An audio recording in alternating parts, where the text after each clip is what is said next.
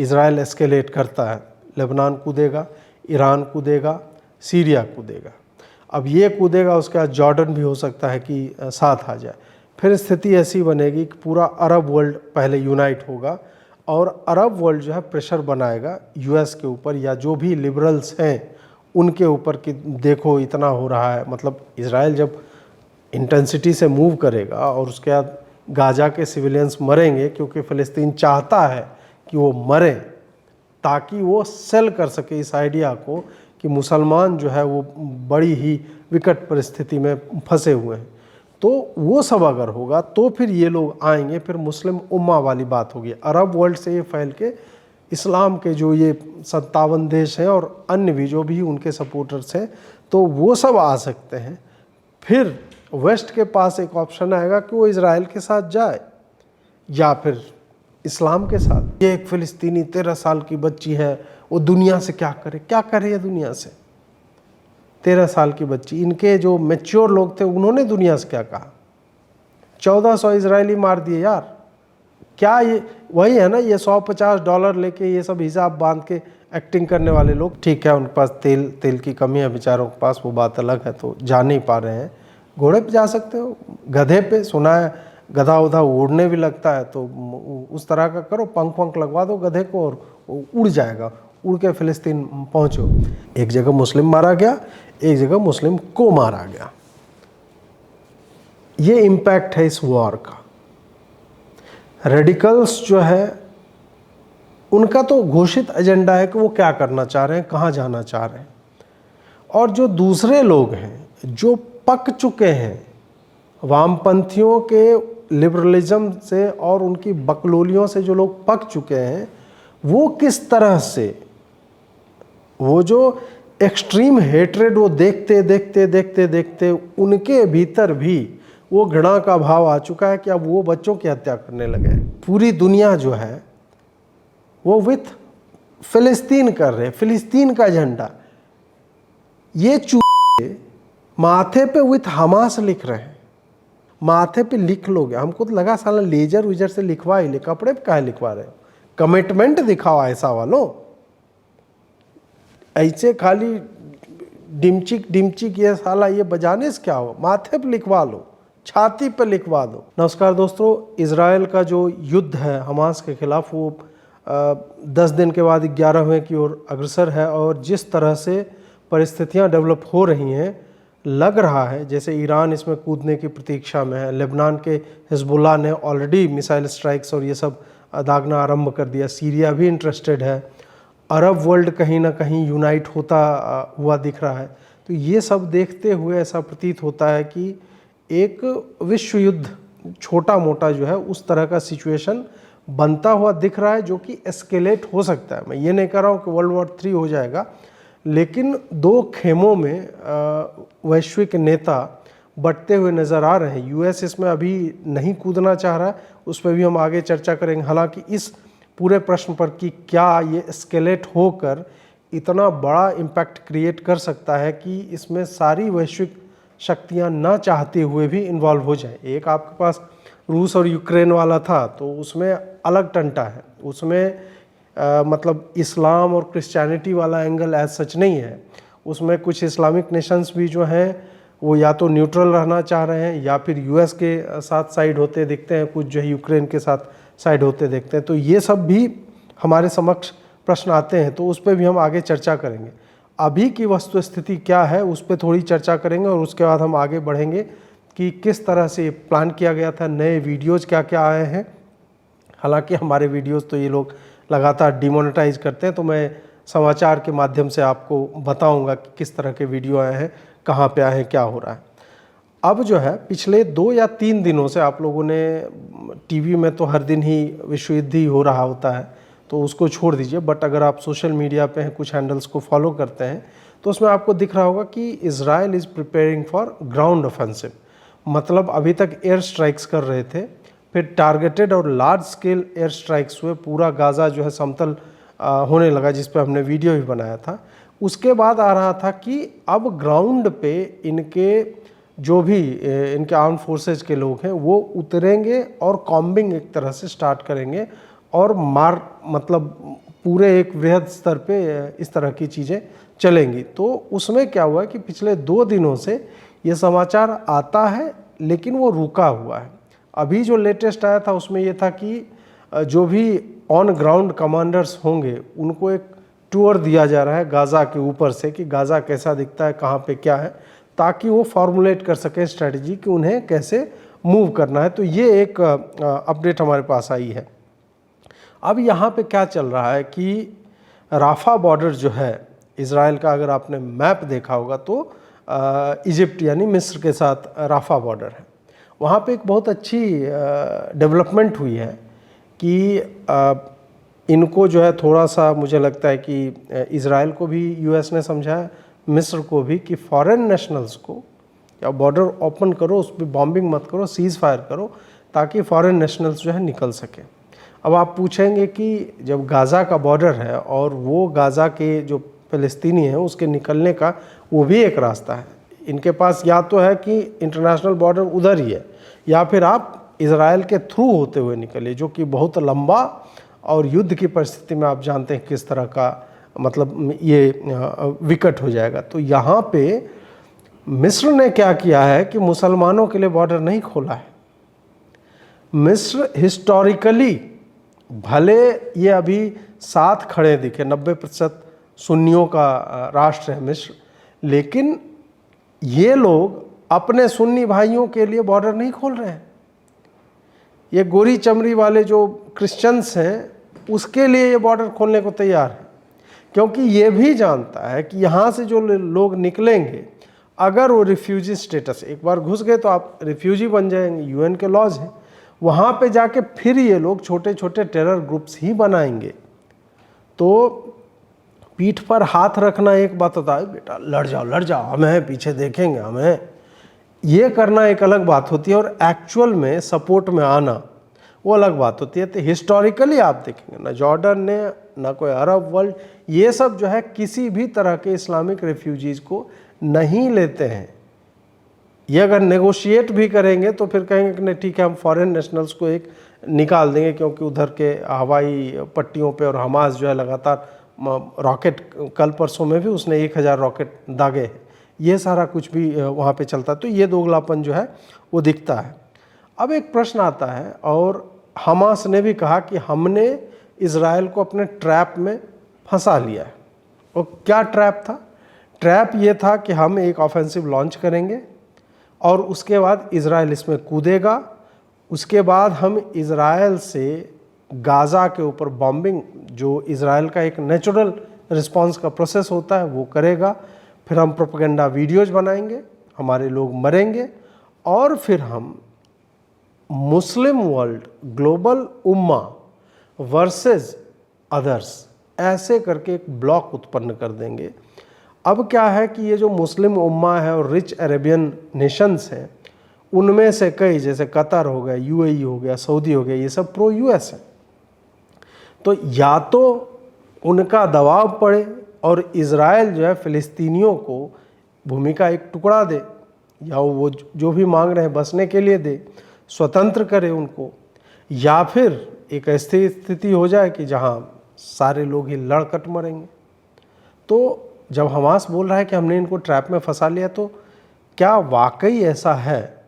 और ऐसा है तो इज़राइल के पास विकल्प क्या है? सत्य में अगर कहा जाए तो कोई भी विकल्प नहीं है। आप इज़राइल जैसे एक अल्पसंख्यक आबादी वाले एकमात्र यहूदी राष्ट्र पे, और जो कि आपसे टेक्नोलॉजिकली बढ़िया है, इंटेलिजेंस वाइज बढ़िया है, हालांकि इसमें एक असफलता उनकी मानी जा सकती है, पैसा तुमसे अधिक है, ऑर्गेनाइज्ड अधिक है, दुनिया की सबसे एडवांस्ड आर्मी और आर्म फोर्सेज के लिए डिफेंस इक्विपमेंट मैन्युफैक्चरिंग हो, सब में आगे है, चाहे सॉफ्टवेयर प्लेटफॉर्म की बात करो या फिर हार्डवेयर का, दोनों ही इनके पास सर्वोत्कृष्ट हैं। फिर ये उनके पास कोई विकल्प बचता नहीं है, क्योंकि फ़िलिस्तीन के अस्तित्व का एकमात्र कारण है यहूदियों से बदला। यहूदियों को इन लोगों ने कैंसर बोला है, यहूदियों को ये लोग मानसिक बीमारी बताते हैं इनके रिलीजन को, जबकि देखा जाए तो चाहे इस्लाम हो या क्रिश्चियनिटी, ये लोग यहूदियों से ही हट करके बने हैं। उनके जो टेक्स्ट हैं उसी का आपको ऑलमोस्ट एक लूज ट्रांसलेशन आप कह सकते हैं कि उसी तरह का है। फिर भी इन लोगों के पुस्तकों में और इन लोगों के जो भी मौलवी मौलाना होते हैं उनके टीवी पे विचार यहूदियों के लिए सुनेंगे, जो हमने पिछले वीडियोज में डाले, जिसको यूट्यूब ने डिमोनेटाइज कर दिया, उस पर हमें मतलब कोई भी विज्ञापन का पैसा नहीं मिला, खैर वो बात अलग है। तो आप वहाँ पे देखेंगे तो यहूदियों के लिए घृणा है। और अब तो कुछ वीडियोज़ आ रहे हैं जिसका केवल मैं स्क्रीनशॉट लगाऊंगा, बच्चियां हैं 5 साल की 6 साल की, और वो बोल रहे हैं कि हम जो है यहूदियों को मार देंगे, मैं ड्राइवर होती तो उसके ऊपर गाड़ी चढ़ा देती। इस तरह के स्टेटमेंट बच्चों से आ रहे हैं। आपने सन ऑफ हमास का जो ऑथर था उसका भी हमने पिछले वीडियो में चलाया था, वो भी बोल रहा था कि 5 साल की आयु से ही हम लोग को सिखाया जाता है कि रक्त बहना अत्यावश्यक है, बिना खून बहाए जो है जिहाद नहीं हो सकता। तो उस लेवल का मोटिवेशन इन लोगों में दिया जाता है। तो अब जब एक ऐसा आतंकी समूह, और समूह जब मैं बोल रहा हूँ तो पूरा फिलिस्तीन आप मान लीजिए, क्योंकि ये लोग उसको समर्थन देते हैं, रेजिस्टेंस बोलते हैं इसको, ठीक है। तो जब ये एक स्वर्ण एनिमी हो, प्रतिज्ञाबद्ध हो कि हम तब तक लड़ेंगे जब तक एक एक यहूदी का नाश ना हो जाए, तो ऐसे में चाहे तुम ये हल्ला करके निकलो कि ये ट्रैप हम फंसा रहे हैं तुम्हारे लिए, उस राष्ट्र के पास, उस राष्ट्र के नागरिकों के पास, सैनिकों के पास, सत्ता के पास कोई विकल्प बचता ही नहीं है। और वही यहाँ पे ये लोग कर रहे हैं। अब क्या है कि इज़राइल भी जानता है कि हमास क्या क्या कर सकता है, किस तरह का प्रपंच करेगा, और हमास के पास किस तरह की कैपेबिलिटीज़ हैं, हमास के साथ कौन कौन लोग आ सकते हैं, ये सारा कुछ है। फिर भी इज़राइल इस युद्ध में आगे बढ़ रहा है। और कई बार कुछ जानकार यह भी बताते हैं कि अब इज़राइल कन्फ्यूज्ड है कि अगर गाज़ा जो है इवैक्यूएट नहीं होगा तो उसे तो सिविलियंस को मारना ही पड़ेगा, और वो अगर नहीं मारेगा सिविलियंस को तो फिर ये जो आप बड़े बड़े क्लेम्स टीवी पे कर रहे हैं या अपनी जनता को बता रहे हैं कि हमारे इतने लोग बंधक हैं, ये है वो है, हम छोड़ेंगे नहीं, तो वो कहीं ना कहीं एक ऐसी जनसंख्या के समक्ष जो है थोड़ा सा आप कह सकते हैं कि उनकी इमेज, उनकी छवि जो है वो थोड़ी सी नीचे जाती हुई दिख सकती है। तो इस कारण से भी मुझे लगता है कि इज़राइल विकल्पहीनता के अभाव में, भले ही अब वहाँ पे लोग मरे, सिविलियंस मरे, हालांकि सिविलियन कैजुअलिटी बहुत ही कम है, ये लोग अभी भी टारगेटेड अटैक्स ही कर रहे हैं ताकि जितने कम सिविलियंस मर सके मरे। और लगातार इन्होंने पिछले कुछ दिनों में अलग अलग तरीके से जो इनको निकलने के लिए बोला भी है। अब देखिए कि हिजबुल्लाह ने भी इज़राइल का एक आर्मी पोस्ट है अल्मा अल शाब में, उस पे जो है वहाँ पे हमला कर दिया लेबनान इज़राइल बॉर्डर की तरफ से।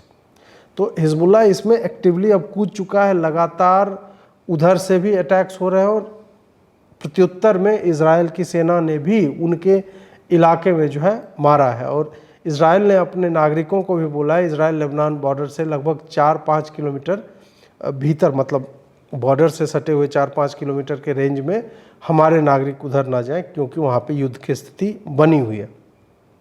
ईरान का जो फॉरेन मिनिस्टर है उसने भी एक धमकी दी है, उसने बोला है कि US will suffer significant damage, मतलब ठीक ठाक नुकसान, क्षति जो है, हानि जो है वो यूनाइटेड स्टेट्स ऑफ अमेरिका को पहुंच सकती है यदि गाज़ा युद्ध और भी विस्तार पाता है। मतलब ईरान मूड में है कि हम कैसे इजराइल को पेलें, और इन लोगों का लंबा रहा है ईरान के न्यूक्लियर प्रोग्राम को नष्ट करने में या उसको डिले करवाने में इजराइल का बहुत बड़ा हाथ है। जानकार बताते हैं कि इन्होंने कुछ वायरस उनके सिस्टम्स में डाल करके उसको भी डिसेबल किया था। ये सब तो ईरान की जो भी महत्वाकांक्षाएं हैं उसको पूर्ण कर लेना चाहता है कि चलो फिलिस्तीनी ने आरंभ किया। हालांकि हमास तो बोलता है कि ईरान वालों ने हमें पैसे भी दिए, हमें इक्विपमेंट्स भी दिए, ये सब भी हम नहीं जानते हैं कि डायरेक्टली दिया कि कैसे दिया, लेकिन उसका इन्वॉल्वमेंट यहाँ पे दिखता है। जब ईरान ने इस तरह की धमकी दी तो यूएस के जो एनएसए है जेक सलिवन, उसने भी ईरान को बोला है कि ना तो डायरेक्टली, ना तो प्रत्यक्ष रूप से ईरान इसमें घुसे, ना ही अप्रत्यक्ष रूप से लेबनान और हिजबुल्लाह के माध्यम से वो कुछ करने की चेष्टा करे। अगर वो ऐसा करते हैं तो एक युद्धपोत तो ऑलरेडी खड़ा है उनका डिटरेंस के लिए, दूसरा भी रास्ते में था एक दिन पहले तक, हो सकता है कि वो भी आ चुका होगा जब तक आप ये वीडियो देख रहे होंगे। तो ये सारा जो है ये चल रहा है, ये वैश्विक परिदृश्य जो है मैं बता रहा हूँ। और अमेरिका वेट एंड वॉच की पॉलिसी अपना रहा है। हाल ही में बाइडेन ने एक जारी किया है, उसने भी स्टेटमेंट, उसमें भी बाइडेन ने बोला है कि मारकाट नहीं करना चाहिए और हमास से फ़िलिस्तीन अपने आप को अलग करे और उसके बाद बातचीत करे और ये जो कैजुअलिटीज़ हैं, जो लोग मर रहे हैं, वो कम से कम हो सके। अब मैं यहाँ पे आपके स्क्रीन पे यहाँ पे एक बेथनी एस मैंडेल हैं, उनके 2 ट्वीट्स हैं, वो मैं रखना चाहूँगा। वो मैं इज़राइल के जो भी बच्चे हैं उनको श्रद्धांजलि के लिए, कि आपको पता होना चाहिए कि ये लिस्ट कितनी लंबी है।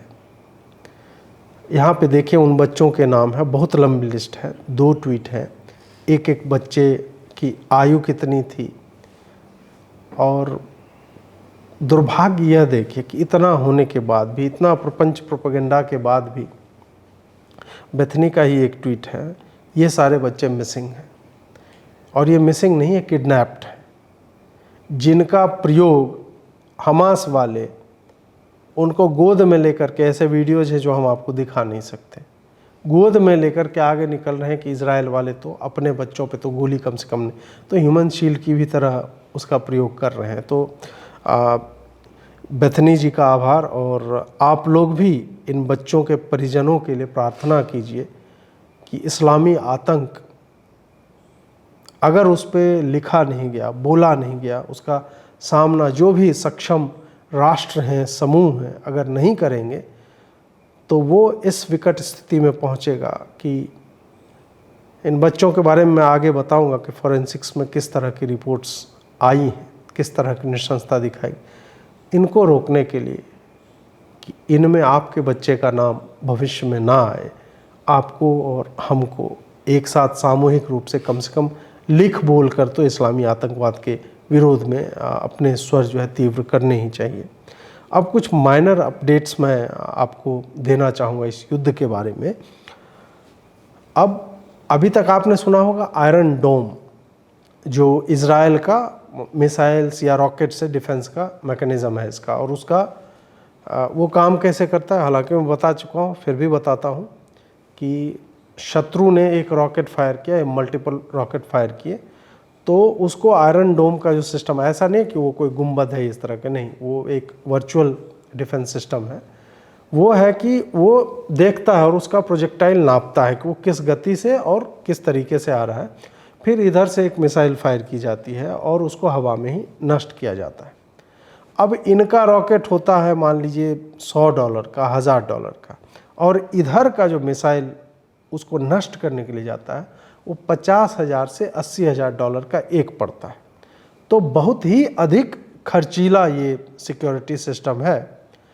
अब एक वीडियो कल आया है कि अब इज़राइल जो लेटर स्टेजेस में, मतलब इस वर्ष के अंत में या अगले वर्ष तक इंट्रोड्यूस करने वाला था दुनिया में वो सिस्टम, 100 किलोवाट का गाइडेड लेज़र, अब वो लेज़र से ही डिटेक्ट करके उस पर इतना हार्श लेज़र जाएगा कि वो उसको डिसेबल कर देगा।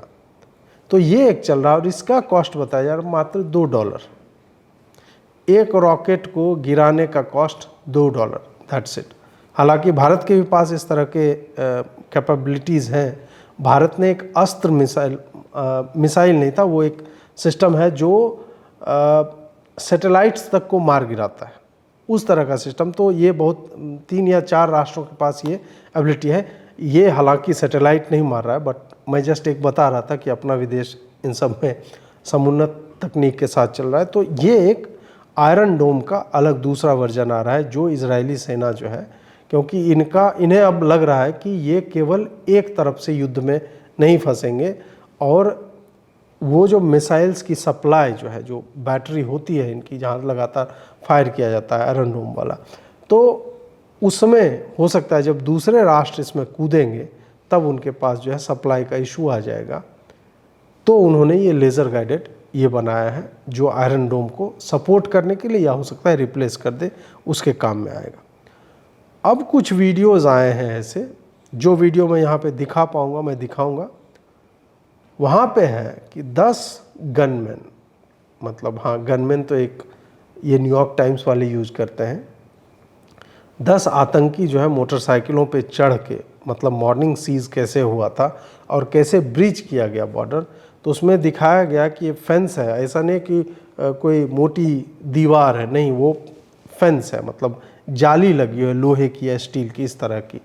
तो उसमें इन्होंने उसको ब्रीच करने के लिए ये घुसे हैं कहीं पे, ऑब्वियसली ये 2 साल से प्लान कर रहे होंगे तो उन्हें वीक स्पॉट्स पता होंगे। वहाँ पे ये जो है इजरायली इंटेलिजेंस समझ नहीं पाया है, जो भी है, ये लोग रॉकेट लॉन्चर्स लेके कंधे पे और घुसते हुए, उनके भी वीडियो हैं, वो हम नहीं दिखा सकते, हम खाली ये दिखाएंगे कि मोटरसाइकिल कैसे बॉर्डर से ये लोग क्रॉस कर रहा है।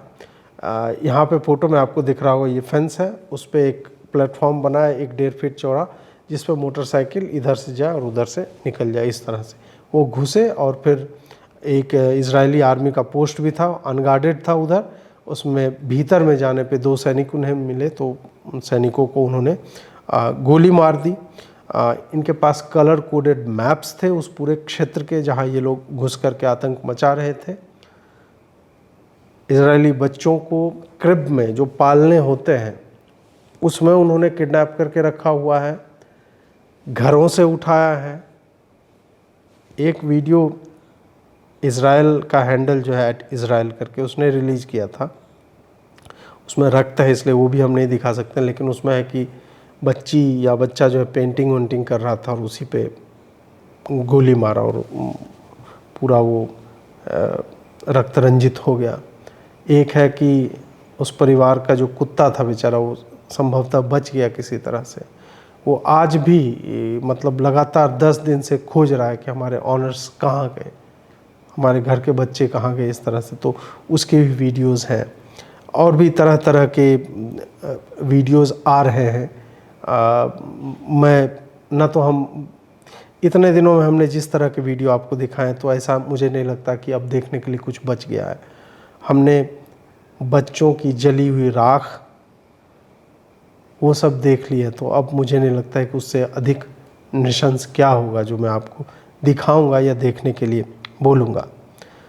उधर के लोगों की स्थिति बहुत विकट है।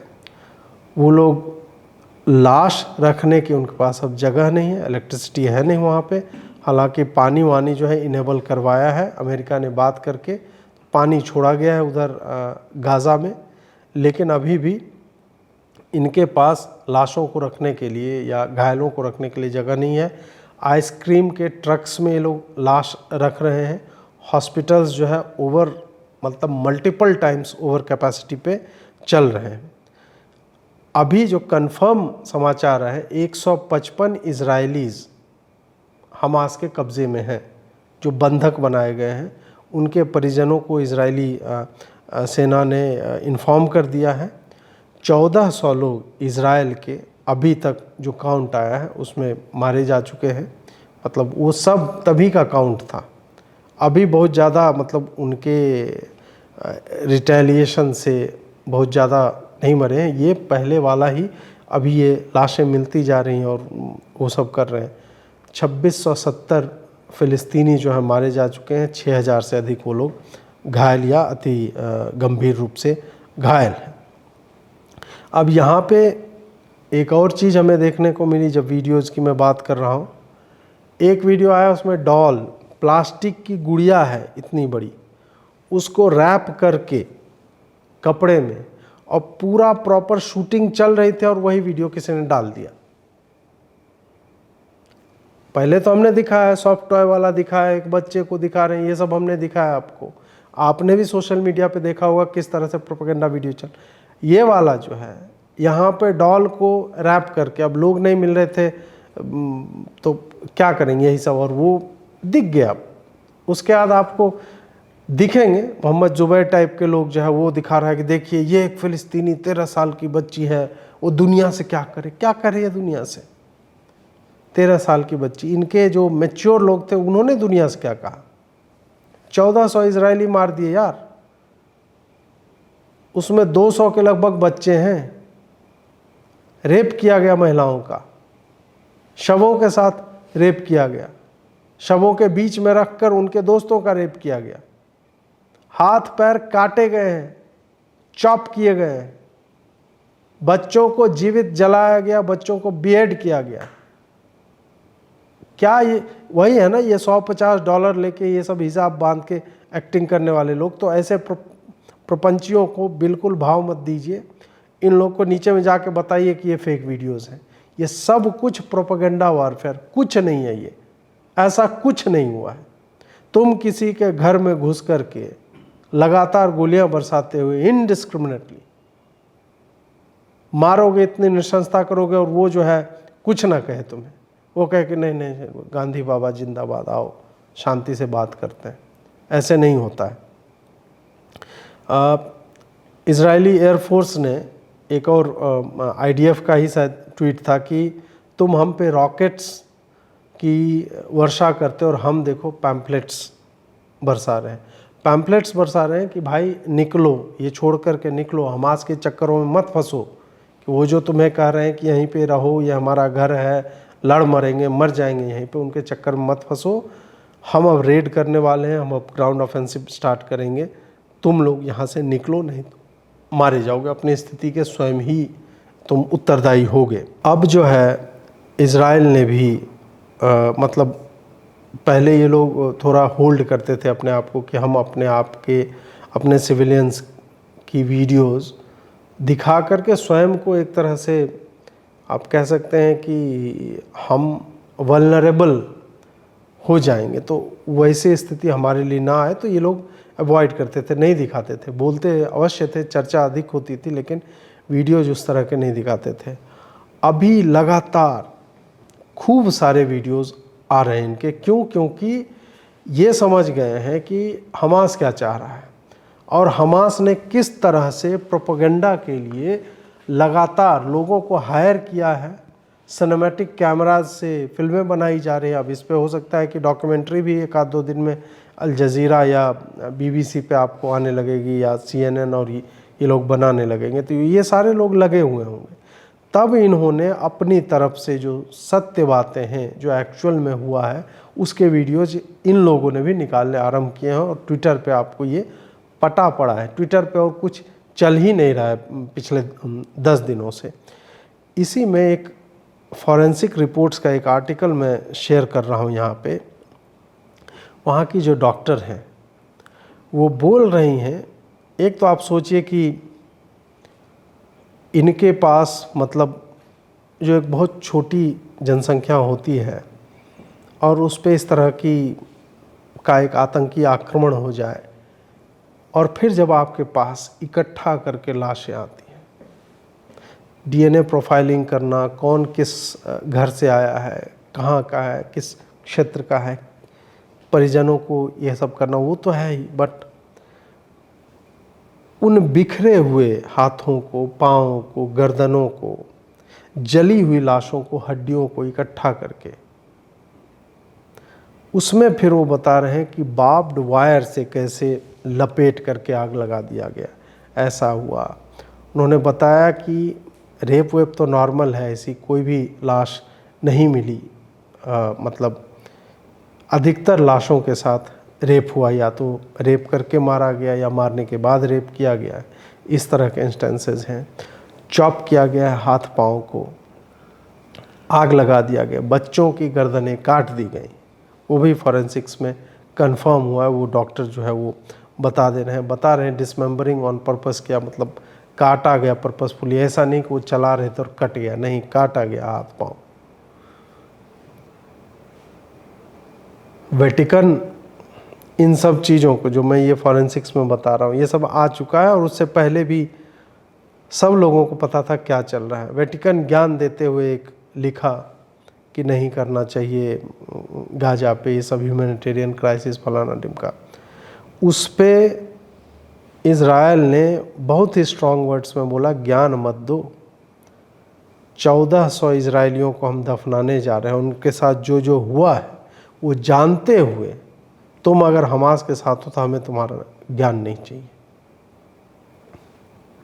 अब जो है तीसरा बड़ा बिंदु जो है उस पर हम चर्चा करने जा रहे हैं कि क्या सही में तृतीय विश्व युद्ध हो सकता है।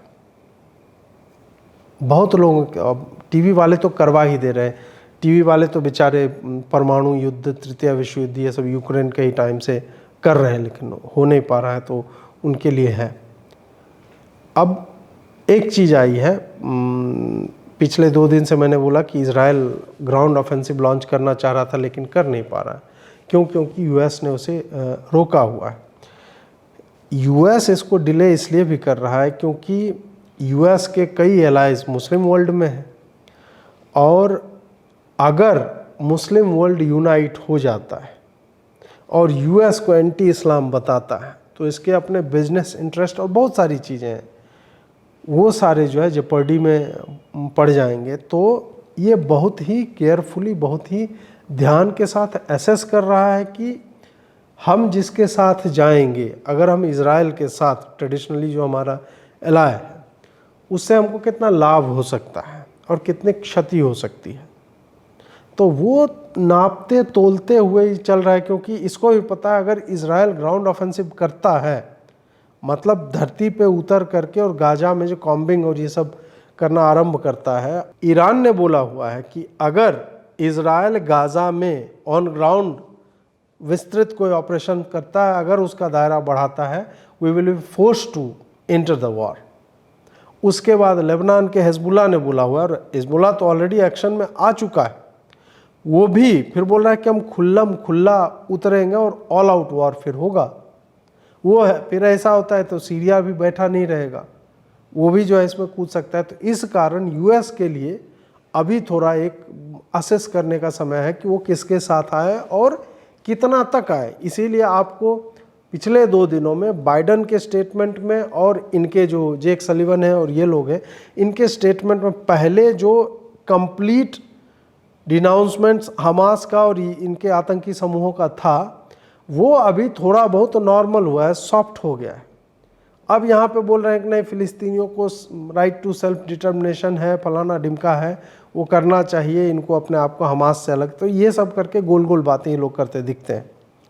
अब एक व्यक्ति हैं अलेक्जेंडर डुगिन, इनके आप ट्वीट्स पढ़ेंगे वॉर के ऊपर, जियो पॉलिटिक्स के ऊपर, ये अलग अलग भाषाओं में लगातार लिखते रहते हैं, लंबे लंबे ट्वीट्स लिखते हैं। तो उन्होंने मतलब एक ऐसे सिनेरियो इमेजिन किया है कि क्या क्या घटित हो सकता है। अगर आपको पूरा विस्तार में पढ़ना है, हम यहाँ पे ट्वीट लगा रहे हैं तो आप उनके हैंडल पे जाके पढ़ सकते हैं। और उन्होंने जो लिखा है, मतलब ठीक है, ये तो होता है कि एक सीरीज ऑफ इवेंट्स, ए के कारण बी होता है, बी के कारण सी, और ऐसे करके बढ़ता है। फिर भी एक लूजली जो है कल्पनाशीलता दिखाते हुए उन्होंने लिखा है कि यदि अभी आरंभ होता है, ये इज़राइल एस्केलेट करता है, लेबनान कूदेगा, ईरान कूदेगा, सीरिया कूदेगा, अब ये कूदेगा, उसके बाद जॉर्डन भी हो सकता है कि साथ आ जाए। फिर स्थिति ऐसी बनेगी कि पूरा अरब वर्ल्ड पहले यूनाइट होगा और अरब वर्ल्ड जो है प्रेशर बनाएगा यूएस के ऊपर या जो भी लिबरल्स हैं उनके ऊपर कि देखो इतना हो रहा है। मतलब इज़राइल जब इंटेंसिटी से मूव करेगा और उसके बाद गाजा के सिविलियंस मरेंगे, क्योंकि फ़लस्तीन चाहता है कि वो मरें ताकि वो सेल कर सके इस आइडिया को कि मुसलमान जो है वो बड़ी ही विकट परिस्थिति में फंसे हुए हैं। तो वो सब अगर होगा तो फिर ये लोग आएंगे, फिर मुस्लिम उम्मा वाली बात होगी। अरब वर्ल्ड से ये फैल के इस्लाम के जो ये 57 देश हैं और अन्य भी जो भी उनके सपोर्टर्स हैं, तो वो सब आ सकते हैं। फिर वेस्ट के पास एक ऑप्शन आएगा कि वो इज़राइल के साथ जाए या फिर इस्लाम के साथ। वेस्ट ट्रेडिशनली जो है ऑब्वियसली वो इस्लाम के साथ नहीं जाएगा। हालांकि 50 मिलियन यानी 5 करोड़ मुस्लिम्स यूरोप में हैं, ये भी एक बहुत बड़ा सत्य है। और अगर इनकी सरकारें फ़िलिस्तीन के साथ नहीं खड़ी होती हैं तो वहाँ भी छोटे छोटे और फिर बड़े बड़े स्मॉल और लार्ज स्केल रायट्स या सिविल वॉर की स्थिति आ सकती है। और इसके बारे में तो मतलब इर्रेस्पेक्टिव ऑफ इज़राइल फ़िलिस्तीन वॉर हमने तो देखा हुआ है ना कि किस तरह से इस्लामिस्ट और जिहादी जो है यूरोप के शहरों में, हर चाहे इटली हो, स्पेन हो, आप पोलैंड को हटा दीजिए, वो तो लेता ही नहीं है, उसके बाद फ्रांस में क्या स्थिति है, लंदन में क्या स्थिति है, तो यहाँ पे किस तरह से ये लोग ऑलरेडी एक क्रिएट किए हुए हैं। तो फिर वही डुगिन जो है वो लिखता है कि ये जब एक्सपैंड करेगा तो वेस्ट इज़राइल के साथ खड़ा होगा और उसके बाद ये और भी इम्पैक्ट क्रिएट करेगा। इज़राइल के पास अगर कोई विकल्प नहीं बचा और ईरान ये सब आ गए और अमेरिका का वहाँ पे जो वॉरशिप स्टेशन है, अगर वो टैक्टिकल न्यूक्लियर वेपन्स यूज करने लगता है तो उसी वक्त पैरेलली रूस को भी एक मौका मिल जाएगा, साले तुमने किया हम भी मारेंगे। तो वो यूक्रेन पे उस तरह का करेगा। यूक्रेन फिर नाटो का मेंबर है, उसके कारण उसके भी ऊपर होगा। ये सारा घालमेल जो है वो मिल रहा है। हाँ, ये है कि उसने लिखा है कि भारत जो है इन सब में कोई काम नहीं, भारत अपना न्यूट्रल रहेगा मस्त, क्योंकि भले यूएस उससे सपोर्ट की इच्छा करेगा लेकिन इंडिया इन सब में पढ़ने वाला नहीं है। इस्लामिक वर्ल्ड से फिर तुर्की, पाकिस्तान, अफ़गानिस्तान ये सब भी ज्वाइन करेंगे। मूलतः यह है कि इस्लाम वर्सेस क्रिश्चियनिटी का ये एक युद्ध बनता, वो उसकी जो एक कल्पनाशीलता है उसकी मैं बात कर रहा हूँ, वहाँ पे होगा। अब एक्चुअल प्रश्न आते हैं इससे दो। पहला यह है कि क्या न्यूक्लियर वेपन्स का यूज हो सकता है, और दूसरा है कि क्या 50 मिलियन या 5 करोड़ मुस्लिम जो है यूरोप में हैं वो गृह युद्ध की स्थिति में आ सकते हैं। तो दूसरे प्रश्न का अगर पहले उत्तर दूं तो ये बिल्कुल एक पॉसिबिलिटी है, सिविल वॉर हो या ना हो, लेकिन ये लोग चुप नहीं बैठेंगे। ये अमेरिका में चुप नहीं है। लॉस एंजलिस में वहाँ पे कल हुआ एक pro Palestine anti Israel rally, 1000 लोग थे, उसमें खूब मारकाट और खूब हिंसा हुई है। उसके बाद हमने इंग्लैंड में मतलब लंदन में देखा है, वहाँ पे चल रहा है, अलग ही माहौल बना हुआ है। फ्रांस में, जर्मनी में, कई जगहों पे, आयरलैंड में, इटली में, इन सब जगहों पे लगातार लोग जो है निकल रहे हैं। फ़िलिस्तीन के हम साथ हैं, तो वहाँ पे फ़िलिस्तीन के साथ होना, एक सॉलिडारिटी में रैली निकालना और फिर हिंसक हो जाना, दोनों में अंतर है। और वो वहाँ पे हिंसक हो रहे हैं। आप यदि हिंसक होंगे तो पुलिस के पास दो विकल्प है, पुलिस आपको सलट देगी वहीं पे, जैसा कि यहाँ पे है फ्रांस में कि आप आतंकियों के साथ, जो घोषित आतंकवादी समूह हैं, उनके समर्थन में रैली नहीं निकाल सकते, निकालोगे पेल ही जाओगे। वो तो हो रहा है, फ्रांस में हुआ भी वहाँ पे। लेकिन क्या पुलिस राइट्स के सिचुएशन को कंटेन कर सकती है? हमने पिछले कुछ समय में देखा है कि जो वो हो रहा है ना वेस्ट, उनके लिए समस्या हो जाती है। जहाँ राइट विंग की गवर्नमेंट नहीं है, जहाँ दक्षिणपंथी सत्ता नहीं है, वहाँ पर तो ये लोग समझ ही में इनको नहीं आता है कि अपने लोगों को मरने दें या फिर ग्लोबल इमेज बनाए कि नहीं नहीं हम तो एंटी माइनॉरिटी नहीं हैं, हम इनके साथ खड़े हैं। तो सिविल वॉर का पता नहीं, बट स्मॉल स्केल राइट्स तो अक्रॉस यूरोप हो सकते हैं। ये संभावना आपको 1 से 2 सप्ताह में होती दिख जाएगी। छोटे छोटे जगहों पे जिस तरह से हो रहा है, ये इरप्ट करेगा, क्योंकि इजराइल का युद्ध अब एस्केलेट होगा ही होगा, उनके पास और कोई विकल्प है नहीं। फिर पहला प्रश्न जो था कि क्या टैक्टिकल छोटे छोटे न्यूक्लियर वेपन्स का प्रयोग हो सकता है क्या, उसका उत्तर है नहीं। अगर होना होता तो रूस कर चुका होता यूक्रेन के समय में। आज के समय में हर व्यक्ति जानता है कि न्यूक्लियर वेपन गिराने का क्या रिपरकशंस हो सकते हैं। ये काम केवल यूएस कर सकता है, अमेरिका वो करने में सक्षम है, लेकिन उसका भी ये जो गिल्ट है वो संभवतः उसे रोकेगा, जो उसने हिरोशिमा और नागासाकी के ऊपर किया था। तो इस कारण भी यूएस भी अगर कूदेगा भी तो उसके पास मदर ऑफ ऑल बम्स और फादर ऑफ ऑल बम्स और इस तरह की चीज़ें हैं, कैपेबिलिटीज़, उसका प्रयोग वो कर सकता है। और ये छोटे छोटे राष्ट्र हैं या समूह है, टेररिस्ट समूह, उसको उसके लिए न्यूक्लियर के मतलब मुर्गी के ऊपर तोप का तो प्रयोग नहीं करते हैं। तो उस हिसाब से भी देखें तो न्यूक्लियर वॉर मुझे नहीं लगता, मतलब ठीक है, मैं कोई उतना बड़ा, अब लोग बायो में लिख लेते हैं जियो पॉलिटिक्स और कॉन्फ्लिक्ट एक्सपर्ट, तो मैं तो कम से कम नहीं लिखता। मैं तो आप तक जो भी बात ला रहा हूँ वो मैंने जो पढ़ा है और जो बाकी जानकार लोग लिख रहे हैं उसके माध्यम से लाता हूँ। वरना मैं लड़की रहता तब तो एक अलग ही बात हो जाती, तो वो तो फिर तो मुझे टीवी पे भी इस कॉन्फ्लिक्ट पे बोलने के लिए बुलाया जाता कि 2-4 यूट्यूब के वीडियो देखो और मस्त जियो पॉलिटिकल और इंटरनेशनल रिलेशंस के एक्सपर्ट बन जाओ। एक्सपर्ट यदि आपको सही में पढ़ना है तो आप अभिजीत अय्यर मित्रा जी को पढ़िए, सुशांत सरीन जी को पढ़िए। इन लोगों ने अपने जीवन का एक बहुत बड़ा हिस्सा इन कॉन्फ्लिक्ट्स को स्टडी करने में, इसके ऊपर शोध करने में, उसमें लगाया है।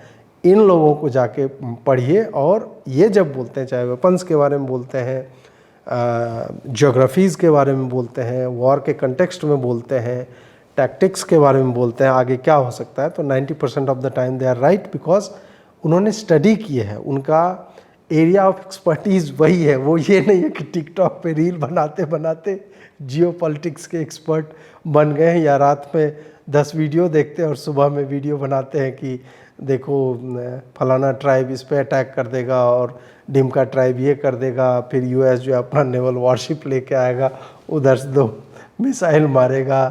और यही सब ये सब करना बहुत आसान है, लोगों को मज़ा भी आता है। लेकिन मैं जो है उस स्थिति में नहीं हूँ कि मैं अभी बोल दूँ आपसे कन्विक्शन के साथ नहीं नहीं न्यूक्लियर वॉर तो that is not a possibility, और तो वो मैं कम से कम नहीं करूँगा। मैं केवल आपको यही बता रहा हूँ कि मुझे कॉमन सेंस से लगता है कि दुनिया के बाकी लोगों को भी कॉमन सेंस है कि they are not going to use nuclear weapons. वो खाली डेटरेंस के लिए है। हर आदमी एक दूसरे को धमकाता है। यार, जब नॉर्थ कोरिया के ऊपर यूएस कुछ नहीं कर पाया, खाली वो बोला कि मेरे पास रॉकेट है और हम उसके रेंज में कैलिफोर्निया है, तब वो कुछ नहीं कर पाया, तो फिर मतलब रहने दीजिए कि इन सब युद्धों में होगा। अब हो भी जाएगा तो I am not an expert, ये मैं मतलब डिस्क्लेमर दे रहा हूँ। खैर, ईरान जो है वो एस्केलेट करने की पूरी चेष्टा कर रहा है। मैंने पहले भी आपको बताया, उसका एक पर्पस है कि इससे ये जितना ये हनाफी, शिया, सुन्नी, फलाना, डिमका, ये सब यूनाइट हो जाएंगे उनको, क्योंकि अल-अक्सा मस्जिद जहाँ से ये पूरा सबकी जननी जो है वो वहीं से है। इनका टेम्पल माउंट, मतलब यहूदियों के लिए भी वो one of the most sacred place है, और मुसलमान भी उस पर जो है अपना कब्जा मानते हैं। और वहीं पे 2021 में जो आए थे वहाँ पे कुछ कुछ कर रहे थे उल्टा सीधा काम, आतंकी गतिविधि, तो 10 दिन का युद्ध उस वक्त भी चला था। तो उसी के दर्द से, उसी के पीड़ा से हमास ने अभी वाला अटैक जो उसी टाइम से वो प्लान 2 साल से कर रहे थे तो वो किया है, तो वहाँ से आया। अब इसमें ईरान अगर घुसता है, फिर शिया सुन्नी सब जो है, और फिर मैंने आपको बताया कि वो किस तरह का एक अलग तरह का एस्केलेशन का रूप ले सकता है। अभी ईरान को हालांकि $6 बिलियन अभी दिया था कुछ दिन पहले ही अमेरिका ने, तो ये सारी चीज़ें भी हैं। तो मैंने आपको 4-5 वीडियो जो मैंने इजराइल पे बनाया उसमें मैंने आपको पहले ही बोला कि जियोपॉलिटिक्स और इंटरनेशनल रिलेशंस में पता नहीं चलता है कि कौन किसका दोस्त कब है। उसमें कंटेक्स्ट बहुत मैटर करता है कि आप कब किसके साथ हो रहे हैं और क्यों, आपको उससे कितना फ़ायदा या नुकसान है। तो उस कारण आप कूदते हैं। जो आपको इसमें दोस्त का दोस्त दोस्त होगा ऐसा नहीं होता है, दोस्त का दोस्त दुश्मन भी हो सकता है। तो इसमें बहुत सारी संभावनाएं होती हैं। तो ईरान क्या अपने मकसद में, अपने लक्ष्य में सफल हो जाएगा, ये बहुत बड़ा प्रश्न है। एक पाकिस्तान का एक वीडियो आया कि वो भी पूरा लगा हुआ है कि यार हम लोग भी जाके इस ग्लोबल जिहाद में अपने, अब ठीक है उनके पास तेल की कमी है बेचारों के पास, वो बात अलग है, तो जा नहीं पा रहे हैं। घोड़े पे जा सकते हो, गधे पे सुना है गधा उधा उड़ने भी लगता है, तो उस तरह का करो, पंख वंख लगवा दो गधे को और वो उड़ जाएगा, उड़ के फिलिस्तीन पहुँचो। इसका एक सेनेटर यानी सांसद है, वो वहाँ पे बोल रहा है कि देखो सीखो, फिलिस्तीनी कितने कम लोग हैं और उन्होंने इजराइल जैसे बड़े राष्ट्र के साथ क्या कर दिया, तो हम क्यों नहीं कर सकते। तो उसका कंटेक्स्ट इंडिया के कंटेक्स्ट में था। मतलब वही क्या बोला है, जैसे साले इन भिखमंगों को, ये लोग तो मतलब क्रिकेट का मैच हारते हैं तब दुखी हो जाते हैं इतना, तो यहाँ पे तो इनके उम्मा का प्रश्न है। और इनको मेन बात है, इनको कोई पूछ नहीं रहा है, इनको और भारतीय मुसलमानों को कोई पूछ नहीं रहा है। अब अंतिम बिंदु जो है वो ये है कि विश्व पे इसका क्या प्रभाव पड़ रहा है। अभी आपने एक समाचार सुना होगा, फ्रांस में एक शिक्षक की हत्या कर दी एक मुसलमान ने।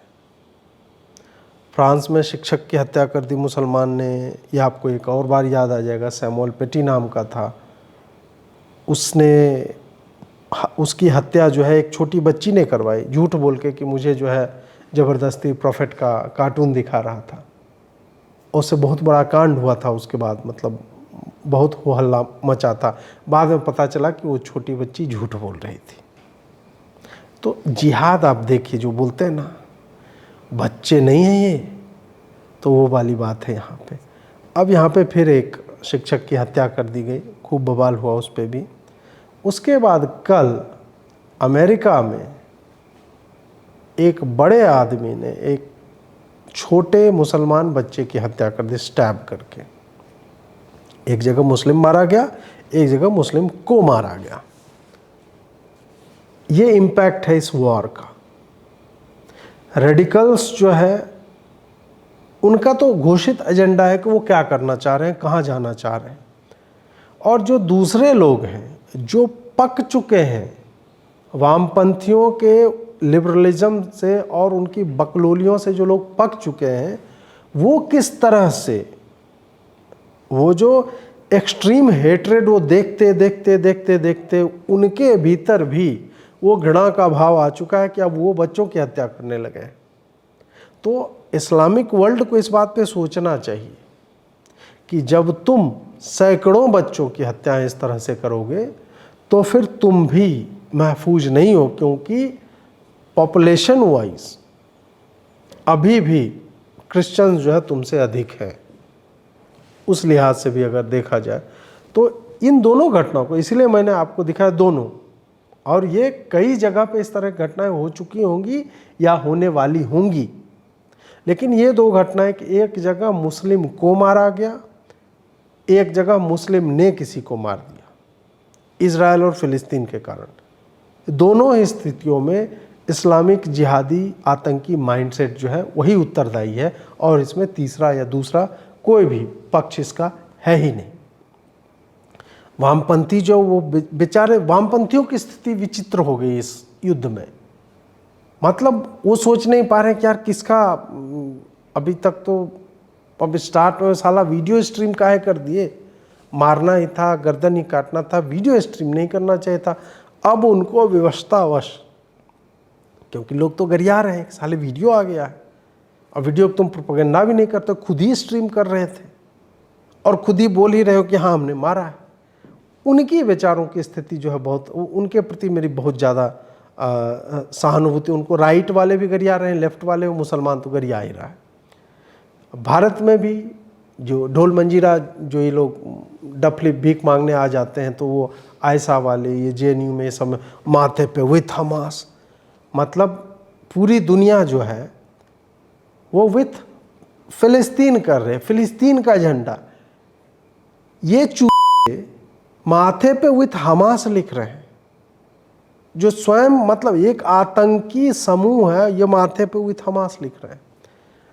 इसीलिए माताओं पिताओं से आग्रह है कि ऐसे जगहों पे ना भेजें अपने बच्चों को, जहाँ पे सोशल मीडिया स्टडीज और इसके नाम पे आपको इस तरह का ज़ॉम्बीकरण आपका हो जाएगा कि आप आतंकी समूह के साथ खाली झंडा नहीं मतलब लहरा रहे, माथे पे लिख लोगे। हमको तो लगा साला लेजर वेजर से लिखवा ही ले, कपड़े पे काहे लिखवा रहे हो, कमिटमेंट दिखाओ ऐसा वालों। ऐसे खाली डिमचिक डिमचिक ये साला ये बजाने से क्या हो, माथे पे लिखवा लो, छाती पे लिखवा दो आई लव हमास या इस तरह का, तब पता चलेगा ना तुम्हारा कमिटमेंट क्या है। तो वही है। अब बेचारे इनको देखिए, काफ़ी समय से क्या है कि भारत में भी बीच में इनका मन लगा रहता था, किसान आंदोलन हो गया, सीए हो गया, एनआरसी हो गया, अभी बीच में कुछ मिल नहीं रहा था कि क्रांति तो करनी है, मैं क्रांति कर दूंगा।